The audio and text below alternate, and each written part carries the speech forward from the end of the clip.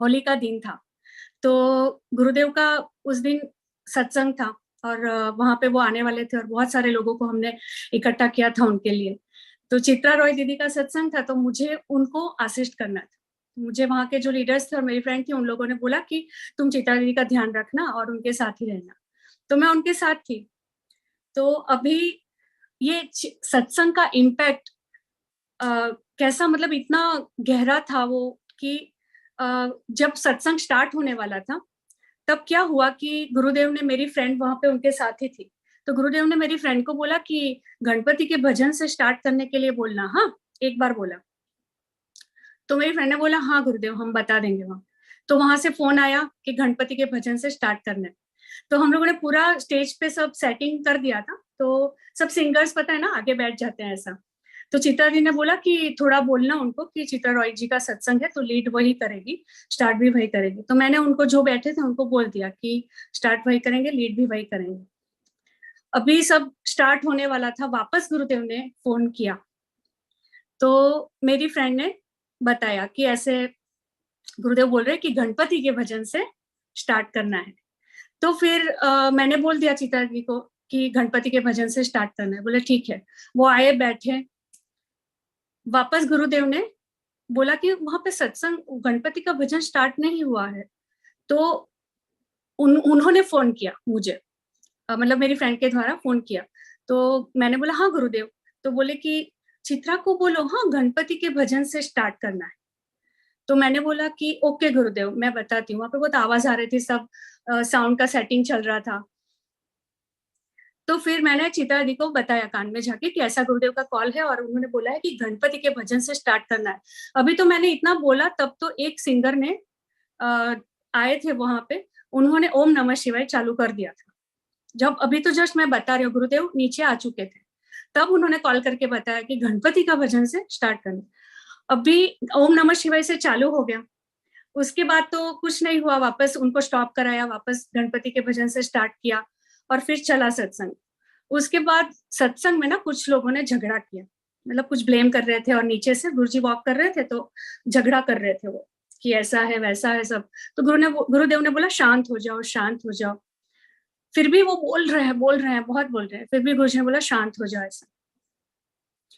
थोड़ी देर लगा, फिर वो शांत हुआ और फिर सत्संग आगे चला और बहुत अच्छे से सब इवेंट खत्म हो गया। उसके बाद इवेंट खत्म होने के बाद, मतलब होली का दिन था और गुरुदेव बहुत खुश थे। वहां पे चित्रा दीदी ने यदा यदा ही धर्मस्य वो गाया। It was like very nice कि गुरुदेव 5,000 साल के बाद वहां पे आए थे। ऐसा लगा कि कुछ अलग अनुभव है। उसके बाद हम लोग आए और सब वॉलेंटियर्स मीट था, टीचर सब लोग को मिलने वाले थे गुरुदेव, तो हम लोग वहां पे गए। तो वहां पे गुरुदेव ने सब सत्संग, बोले सत्संग वाले सब आगे आ जाओ। तो हम लोग सब आगे बैठे जाके, बोले हाँ मुझे कुछ बताना है आपको।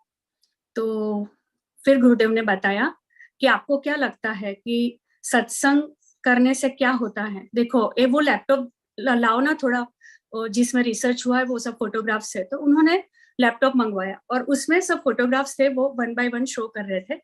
तो हम लोग भी एकदम हैरान रह गए कि वो फोटोग्राफ में ऐसा था कि जब हम नीचे यहाँ पे गणपति का कहीं पे भजन चल रहा है तो ऊपर गणेश आकृति होती है आकाश में।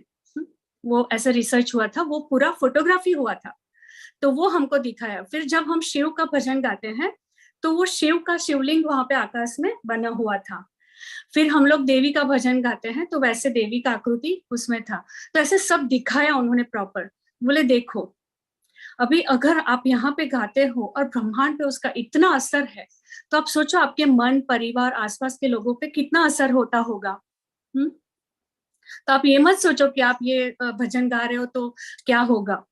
दूसरा उन्होंने बहुत एक मतलब गहरी बात बताई कि आपको क्या लगा कि गणपति के भजन से चालू होता तो क्या होता। तो गणपति के भजन से चालू होता ना तो ये पंडाल टूट जाने वाला था, इतने लोग आने वाले थे। तो शक्ति लोगों को लाती है, आप लोगों को नहीं लाते हो। तो उन्होंने बार बार बोला कि गणपति के भजन से चालू करो, हाँ गणपति के भजन से चालू करो। तो फिर चित्रा देवी को भी रियलाइज हुआ कि हाँ ये मतलब ऐसा हो गया, बट हमारे हाथ में नहीं था, वो स्टार्ट ही हो कर दिया उन्होंने, तो वो ऐसा हो गया। उसके बाद उन्होंने बताया कि ये झगड़ा भी मतलब नहीं होता था, सब शांति से, वो विघ्न नहीं आता था ऐसा, और इतने लोग आने वाले थे।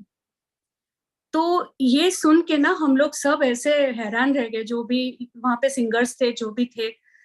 फिर चित्रा जी ने बोला कि इसीलिए ना सत्संग से पहले गुरुदेव से बात कर लिया करते हैं कि उनको क्या चाहिए ऐसा। तो ये हमारा जो सीक्वेंस रखा है ना, उसका बहुत ही इफेक्ट है। गुरुदेव ने जो भी सीक्वेंस हमको दिया है 1 बाय 1, तो गणपति के भजन से इसीलिए चालू कर। उसके बाद मैं जहां पे भी सत्संग कर, मैं 15 साल से सत्संग कर रही थी, कभी ऐसा, मैं तो गणपति के भजन से ही खैर स्टार्ट करती थी, जो उन्होंने बोला है वो करना है, ऐसा ही है मेरा तो पहले से। तो मुझे तो ऐसा नहीं था, बट अभी तो मेरे दिमाग में एकदम क्लियर है कि नहीं, पहले हमको जो भी है ओम 3 बार ओमकार हो जाए, उसके बाद हमको गणपति के भजन से ही स्टार्ट करना है। तो ये था, और उन्होंने ये भी बता दिया बात बात में ये कि कितना इम्पैक्ट है उसका। तो सब ऐसे पिक्चर्स बने हुए थे कि हम लोग देख के भी हैरान हो गए। तो अगर इतना ब्रह्मांड में इसका इतना इम्पैक्ट है, तो सत्संग में जाने से इसीलिए हमको कितना मन शांत और नेगेटिव थॉट्स सब चले जाते हैं। कुछ भी हुआ होगा, बट हम वहां पे जाके एकदम प्रफुल्लित और एकदम प्रसन्नता से डांस भी करने लगते हैं, है ना। तो इतना बड़ा उसका प्रभाव है।